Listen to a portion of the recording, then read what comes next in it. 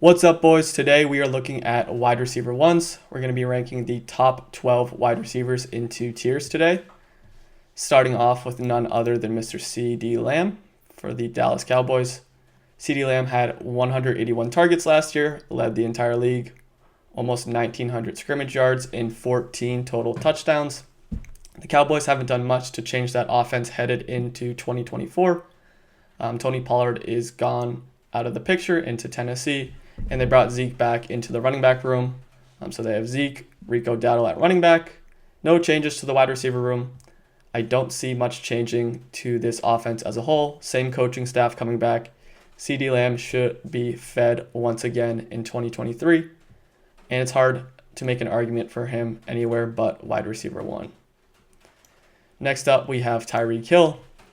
2 years in Miami, 2 spectacular years for fantasy football. 170 plus targets in both years, 119 catches exactly in both seasons, 1,700 plus receiving yards.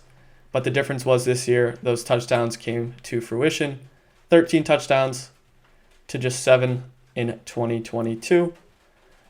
Tyreek Hill did tweak his hammy late in the season, missed one game, but he still did play 16 games.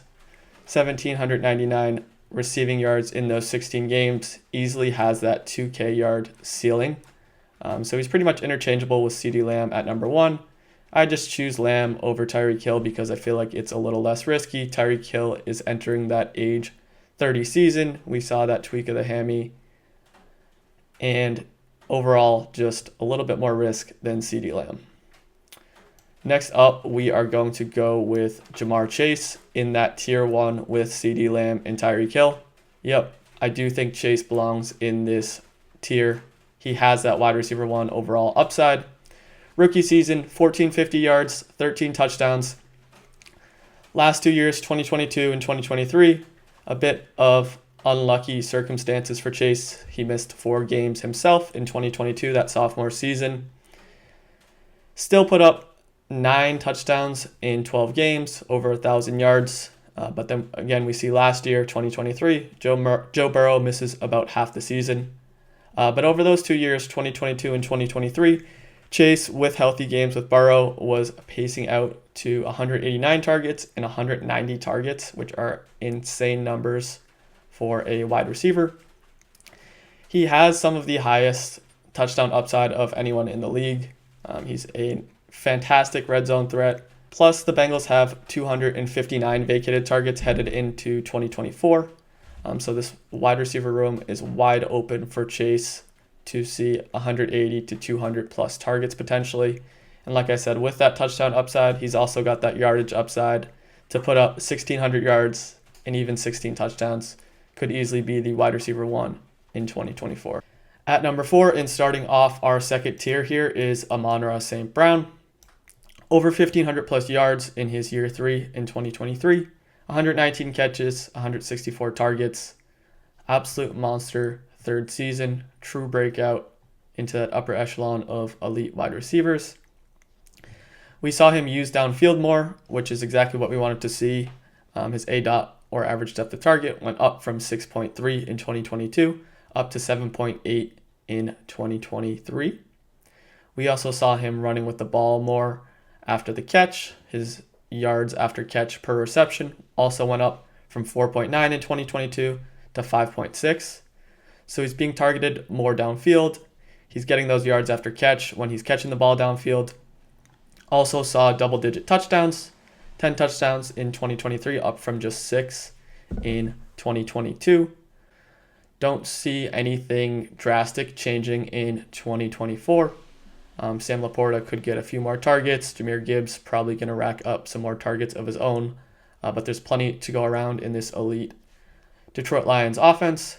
So Amon-Ra, one of the safest and most consistent players last year, still containing that true upside. I think the case for him to make the next step, I don't see him going up to that 1,800 yard range.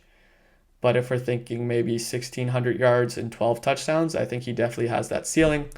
Continuing to use him more downfield and in the red zone as well.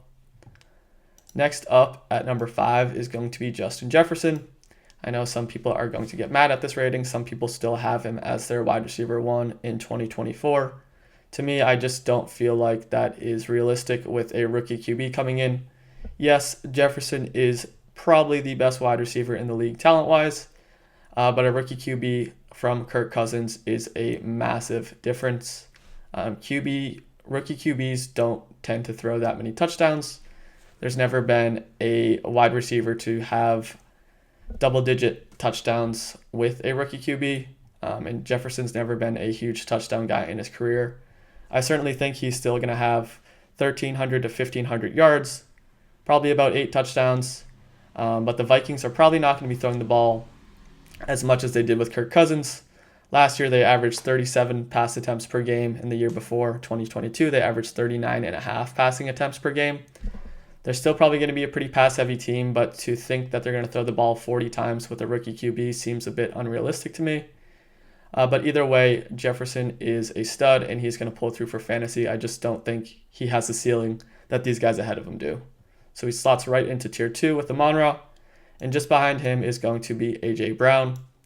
A.J. Brown finally hit that 100 reception threshold for the first time in his career in 2023.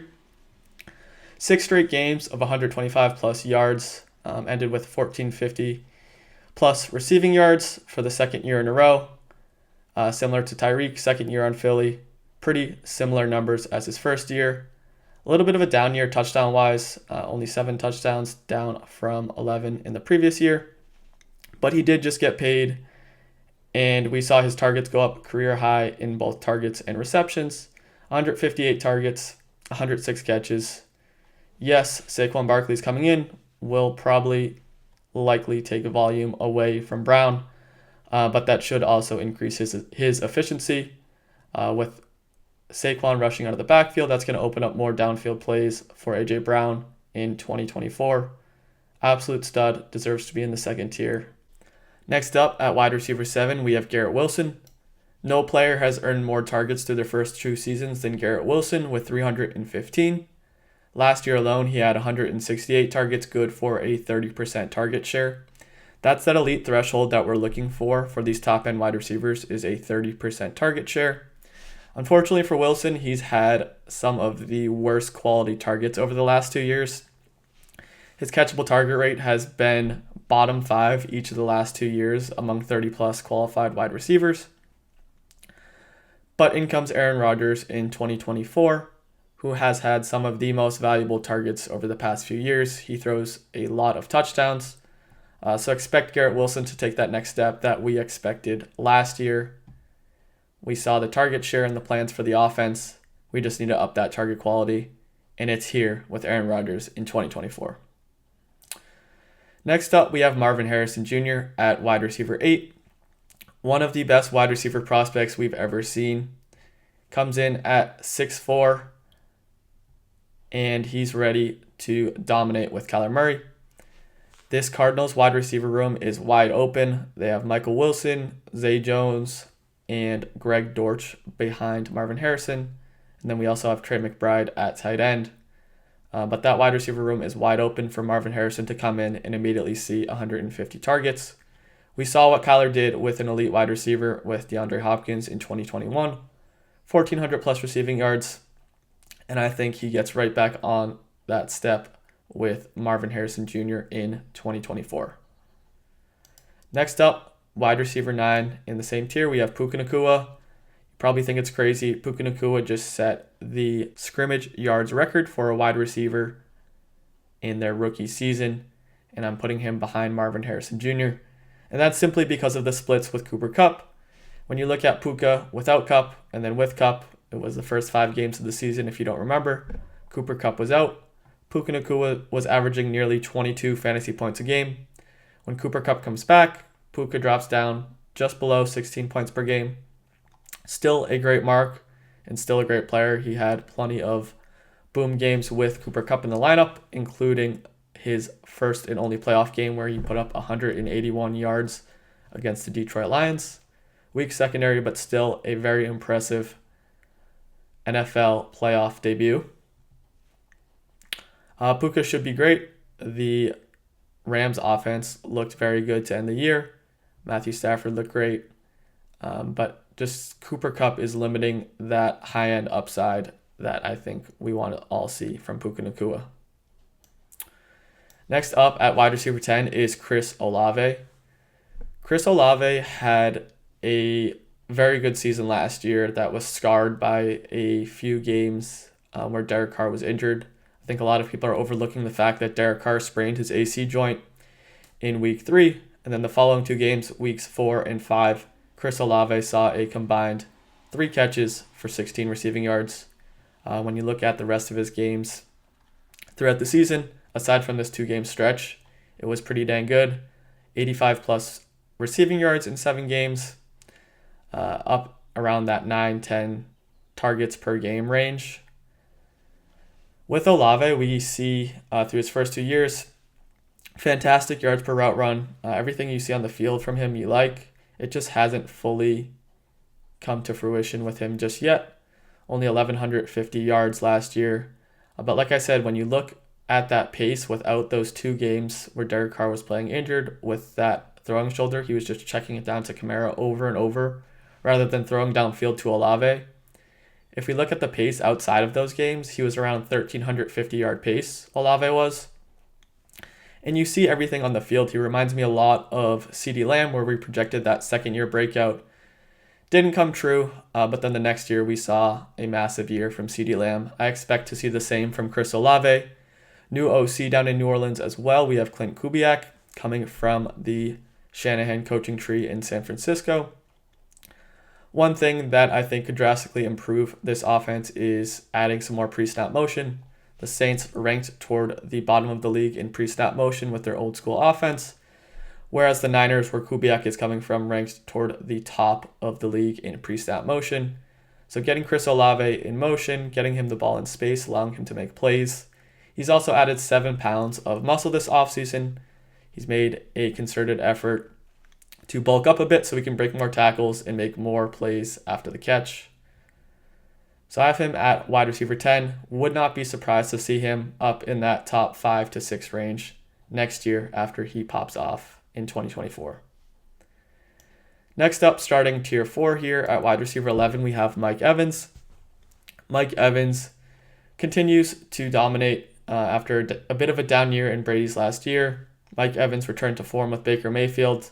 It's the perfect marriage between those two. Baker loves to sling it downfield, and Mike Evans remains one of the best deep ball threats in the NFL, as well as one of the best red zone threats, back up to 13 touchdowns. The only concern in 2024 is the departure of Dave Canales. He really brought this Bucs offense back to life, but I think Mike Evans is going to be just fine with Baker Mayfield in 2024. And rounding out the top 12 is Jaylen Waddle at number 12. Jaylen Waddle had a down year, and that was in part due to injuries. He played just 14 games and scored just 4 touchdowns.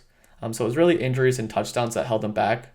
But he actually improved in his yards per route run, so his efficiency went up last year from his wide receiver 7 finish in 2022. If you remember, he had 1,300 yards, 8 touchdowns in 2022, finished as that wide receiver 7. He actually improved upon that in both his target share and his yards per route run. So I think we see more explosive plays, and we see those touchdowns get back up to where they were in 2022 for Waddle, and he still has that wide receiver 1 upside in 2024. Thank you, boys, for watching. Let me know down below what you would change for your top 12 wide receiver rankings for 2024. If you could all do me a favor, hit the like button, subscribe. I'll be releasing videos every week to help you all prepare for your 2024 fantasy football drafts. Until next time, peace.